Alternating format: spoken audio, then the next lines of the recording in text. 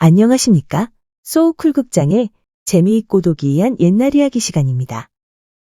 오늘 들려드릴 이야기는 죽은 며느리의 간절한 소원입니다. 이야기는 광주광역시 북구문화원에서 빌려왔는데 2000년 6월 7일 체록한 것입니다. 구술자는 지난 토요일과 같이 황양래 여사입니다. 집안 어른의 별세에 대하여 많은 분이 슬픔을 같이 해주셔서 너무 고맙습니다. 구독과 좋아요 그리고 알람 설정 부탁드립니다. 재미있고도 좋은 글로 보답하겠습니다. 옛날 조선시대였다.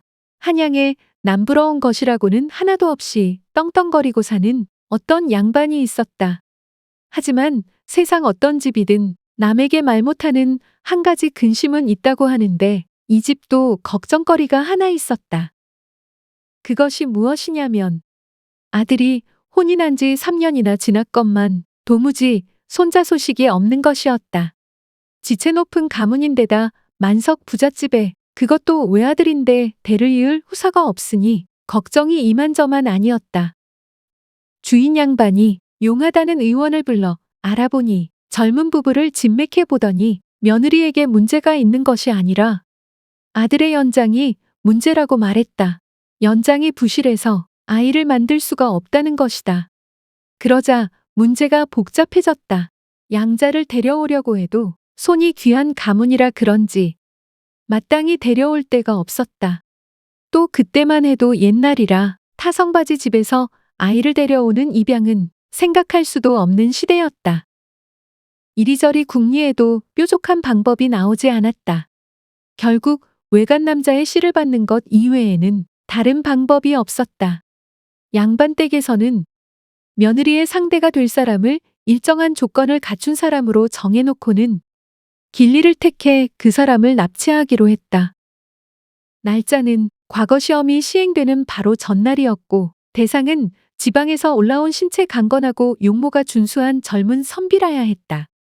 양반 댁에서는 힘 좀 쓰고 입이 무거운 사내족 4명을 밤이 이슥할 무렵 한양의 운종가로 내보냈다.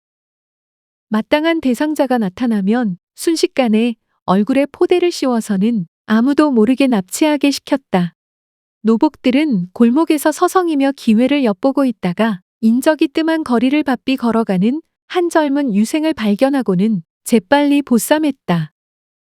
그러고는 주인 댁 사랑채에다 데려다 놓았다. 그 남자는 과거를 보러 충청도에서 올라온 20살 먹은 최생이라는 선비였다. 얼떨결에 부잣집 사랑으로 끌려 들어온 최생은 무슨 영문인지도 모르고 두려움에 떨고 있었다. 조금 있으니 웬 점잖은 노인이 들어오더니 최생을 붙들고는 그가 여기 오게 된 까닭을 털어놓았다. 사실은 말이요. 아들을 혼인시킨 지 3년이 다 되도록 손자 소식이 없어 자세히 알아보니 우리 집 아들의 연장이 부실해서 아이가 안 생긴다고 하는군요. 우리 아들은 3대 독자라오. 여기서 손이 끊어지면 아들 대에서 우리 가문이 멸문된다오. 그렇게 되면 우리 부부는 죽어서 선조들을 볼 면목이 없게 된다오. 젊은 선비님 제발 부탁하오.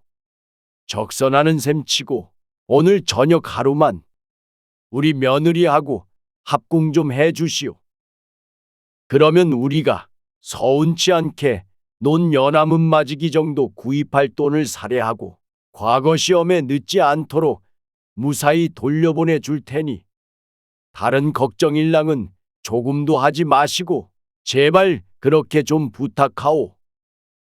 젊은이는 노인 양반의 간곡하고도 정중한 부탁에 한편으로는 얼마나 다급하면 이렇게까지 할까 하고 마음이 움직였고 다른 한편으로는 논 연암은 맞이기 구입할 돈도 준다니 집안 살림에 큰 보탬이 될 것 같아서 그리하겠다고 말하고 목욕 재개를 마치고는 곱게 치장하고 선비를 기다리고 있는 별당의 며느리 방으로 안내되었다. 그 방에는 큰 상에 진수성찬이 차려져 있었다. 선비는 며느리와 둘이 앉아 밥을 먹고 술도 마셨다. 그런 다음 두 남녀는 피할 수 없으면 즐기라고 하였던가 마치 여느 부부지간처럼 운우지정을 나누었다. 일을 끝낸 다음 최생은 술도 몇 잔 마셨겠다. 밀려오는 피곤을 주체하지 못하고는 깊은 잠에 골아 떨어졌다. 그런데 이걸 어쩌나. 주인 양반의 철통 같은 약속은 다 거짓이고 가머니설이었다. 주인 양반은 노복을 시켜 먼동이 떠오르기 전에 이 남자를 다시 보쌈하여 쥐도 새도 모르게 한강에 빠뜨려 버렸다. 말하자면 혹시 있을지 모르는 후한 때문에 이 남자를 일회용으로 이용하고 죽여버린 것이다. 주인 양반은 이 일에 연루된 사내종 4명의 노비문서를 불태우고는 약속한 대로 땅 문서를 주어서는 멀리 시골로 보냈다. 그런 다음 무례배를 따라 보내서는 사내종 4명도 다 죽여버렸다. 이 사건이 있고 난 뒤 어떻게 운이 좋았던지 며느리에게 태기가 있었고 마침내 아들을 낳았다. 그렇게 아들을 낳고 나서 하늘이 무심하신 건지 아니면 아예 없는 건지 10여 년의 세월이 흘렀다. 그런데 이게 웬일인가? 아들은 외모도 옥골선풍으로 잘생긴 데다가 머리까지 남달리 총명했다. 그뿐만이 아니었다. 재능이 얼마나 뛰어났던지 6살이 되기도 전에 사서삼경을 다 암송하고 그 뜻을 다 이해했다. 그러자 난리가 났다. 장래 정승이 될 그릇이라고, 가문이 중흥할 조짐이라고 사돈의 팔촌까지 들썩였다. 그렇게 이 세상이 온통 양반댁을 중심으로 흘러가는 것 같았는데 어느 날부터 며느리의 꿈자리에 자꾸 귀신이 나타났다. 이 일을 어쩌나.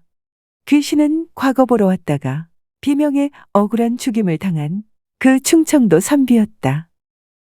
며느리는 자다가도 헛것을 보고 잠꼬대하거나 별당에서 나와서 밤새 사랑채 근처를 헤매는 등 날이 갈수록 증상이 심해졌다. 이러다 보니 시부모가 자연히 그 일을 알게 되었다. 양반 부부는 혹시라도 이 사실이 세상에 알려지면 큰 낭패라고 생각하고는 방책을 세웠는데 그것은 며느리를 없애버리는 것이었다. 시어머니가 며느리를 불러서는 은근한 어조로 말했다. 너의 몸에 귀신이 붙었다는구나. 너 때문에 온 집안이 고통을 당하는 것보다는 온 집안이 사는 방법을 선택하는 것이 어떻겠느냐. 내 아들의 장래를 생각해도 그렇게 하는 것이 좋을 것 같다. 알아서 자진하라는 거지. 그런 짓은 인간으로서 참아시켜서는 안 되는 잔인한 처사였다. 며느리는 시부모가 시키긴 했지만 자기에게도 용서 못할 죄가 있는지라 며칠 후 대들보에 목을 메어 죽고 말았다.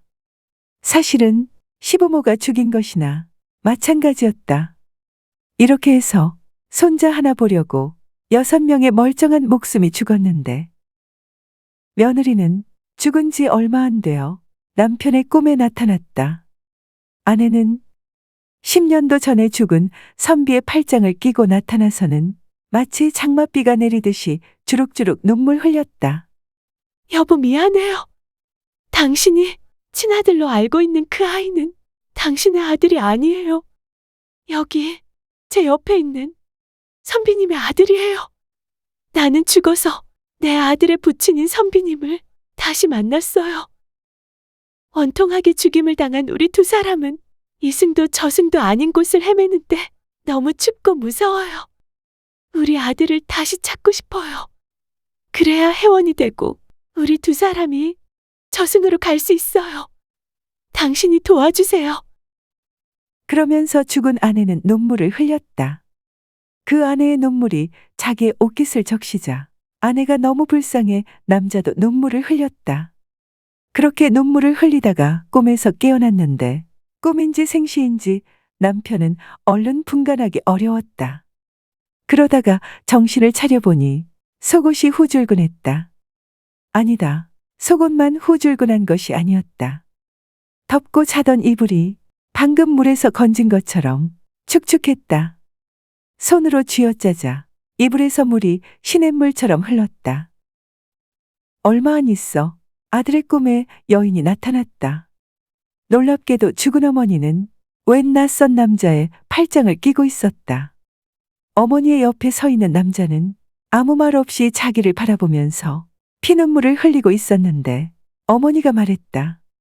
아들아, 지금 내 옆에 서 있는 분이 내 아버지이다. 내 아버지와 나는 원통하게 죽임을 당했다. 원한을 풀지 못한 내 아버지와 나는 저승과 이승 사이를 끝없이 헤매고 있단다. 아들아, 우리를 구해다오. 너무 배고프고 춥고 축축하고 무섭다. 제발 저승에 가서 편안히 쉬게 해다오. 어머니의 눈물이 아들의 옷깃을 적시자 아들은 어머니가 너무 불쌍해 눈물을 흘렸다. 그러다가 꿈에서 깨어났다. 정신을 차려보니 어머니의 눈물에 자기의 눈물이 합쳐져서는 마치 흐르는 시냇물 속에 잠겨 있는 것 같았다. 이상하게도 그날부터 아들이 별로 아픈 데도 없는 것 같은데 아파서 드러누웠다. 정신을 잃고 병석에 누워있는 아들을 찾아온 아버지는 끊임없이 눈물을 흘렸다. 그러면 정신을 놓은 아들도 같이 눈물 흘렸다. 아들이 울면 아버지가 같이 울었고 아버지가 울면 아들이 따라 울었다. 문병을 온 모든 친척도 방에 들어서면 울었다. 그러면 아이가 울었고 아이가 울면 모두 따라 울었다. 하지만 이상한 일이 있었다. 할아버지와 할머니가 문병을 오면 손자는 오는 대신에 머리를 돌리고 외면했다. 어떻게 그 이유를 모르겠는가? 견디다 못한 할아버지 부부가 자리를 뜨면 손자는 다시 울기 시작했다. 그러면 모두가 따라 울었다. 그러기를 며칠이 지났을 때였다. 아버지의 꿈에 아들이 나타났다. 안녕히 계셔요, 아버지. 저 이제 어머니에게 갈래요. 놀란 아버지가 눈을 떴다. 그러자 그동안 자기를 괴롭히던 축축함이 사라졌다.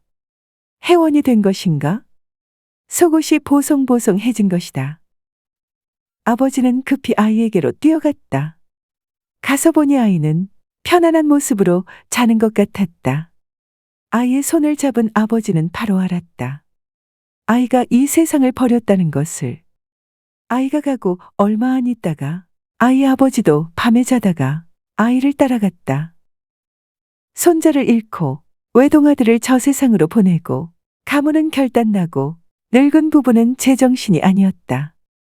하지만 그 와중에도 부끄러운 줄 모르고 죽은 며느리를 향해 악담을 퍼부었다.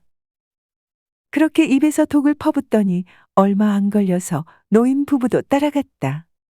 그렇게 그 집안은 다 타고난 나무처럼 재가 되어 없어졌다. 양반 부부는 그렇게 소원하던 선조님들 얼굴을 죽은 다음에 보기는 했을까?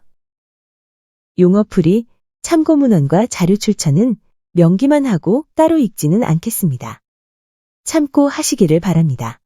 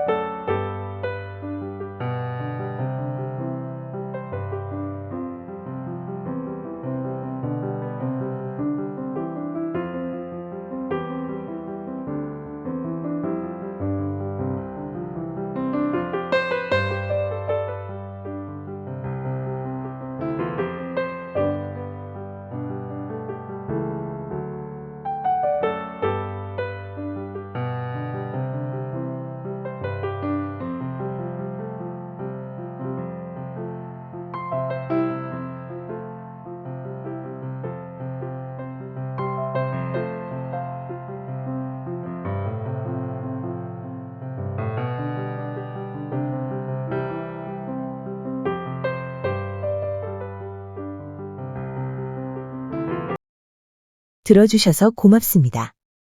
소쿨 극장은 일주일에 2번, 매주 화요일과 토요일 오전 11시 전후에 이야기 올리는 것을 원칙으로 합니다. 하지만 여건이 되면 목요일에도 가끔 올리도록 하겠습니다.